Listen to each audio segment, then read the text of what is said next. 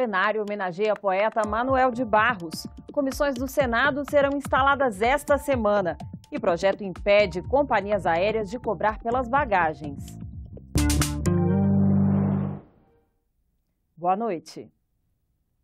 Nesta semana, a maioria das comissões permanentes do Senado retoma as atividades quase um mês e meio depois do início dos trabalhos legislativos. Mas ainda não há acordo sobre o comando de todas elas. Eu fiz o levantamento junto aos partidos. Pelas comissões passam todos os projetos de lei. Elas são o lugar da análise e do debate mais profundos e até podem decidir o destino final das propostas. O Senado tem 13 comissões permanentes, mas desde a abertura dos trabalhos, no início de fevereiro, apenas a de Constituição e Justiça foi instalada sob a presidência do PMDB, maior bancada da Casa.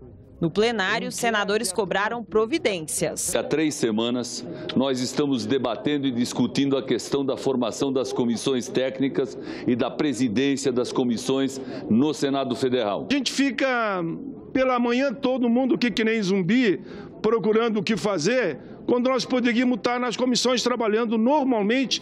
Um dos motivos do atraso é uma divergência no critério de composição das comissões.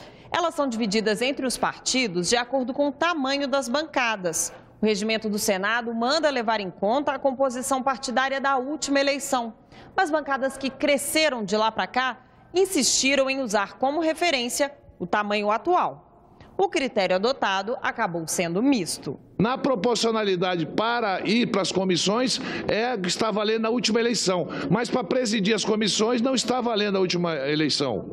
Está valendo o que tem número de senadores agora. Conversa dali, negocia daqui. Depois de muitas reuniões, os líderes indicaram senadores que vão compor as outras 12 comissões permanentes do Senado. Foi o que anunciou o presidente Eunício Oliveira no plenário. São indicações feitas pelos líderes com os devidos encaminhamentos, prevalecendo aquilo que é o ideal dessa casa, que é o acordo de harmonia. 7 comissões já têm reunião marcada para esta semana. Na terça-feira, a de Relações Exteriores, de Assuntos Econômicos, Direitos Humanos e a de Educação.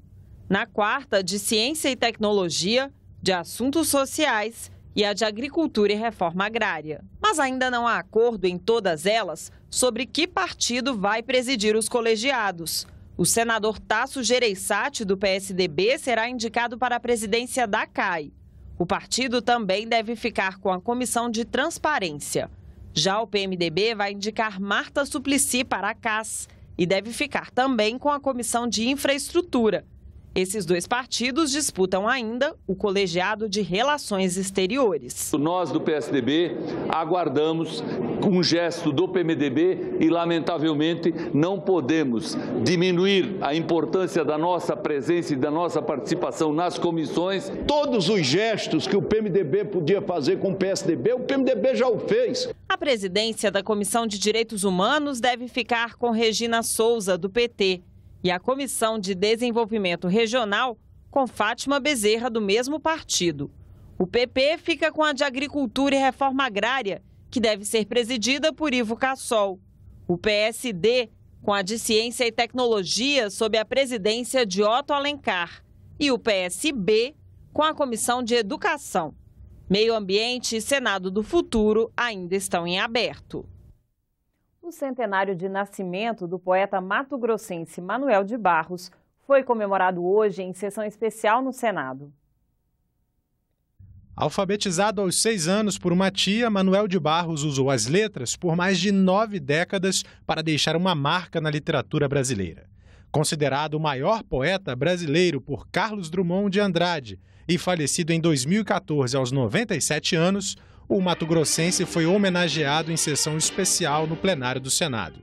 Quando Manoel partiu, no dia 13 de novembro de 2014, deixou um imenso legado.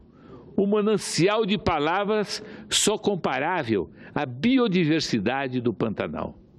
A produção de 28 livros publicados, fora aquele levado pela polícia política em sua juventude, mostra muito bem o poder criativo e a capacidade de trabalho do nosso poeta. Os senadores destacaram o papel de Manoel de Barros como poeta do Pantanal, mas também era um cosmopolita. Certa feita ele falou sobre a força das manifestações artísticas. Disse: conheça o mundo, leia os grandes poetas, os grandes escritores. Nunca passe correndo por uma obra de arte. Você só poderá ser grande se conhecer os grandes. Era talento e era simplicidade. Uma coisa rara de se ver em um homem só. Só começou a receber parte de seus direitos quando passou a ganhar prêmios de entidades conhecidas no mundo literário. Todo povo tem um poeta em algum momento que encarna a poesia. Como tivemos Drummond, por exemplo. Está faltando hoje este poeta, dos vivos eu falo. O Manoel talvez tenha sido o último deles. O homem Manoel de Barros, ele foi finito como todos nós somos. Mas a sua obra, pautada na criatividade, pautada na ousadia das palavras e também neste belo sorriso que os senhores e as senhoras podem perceber, permanecerão para sempre, geração após geração. A Justiça Federal de São Paulo concedeu hoje liminar que impede que as companhias aéreas passem a cobrar pelas bagagens. A cobrança foi autorizada pela ANAC e passaria a valer a partir de amanhã.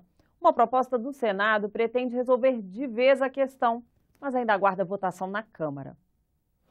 Pelas regras atuais, existe franquia de uma bagagem de 23 quilos nos voos domésticos.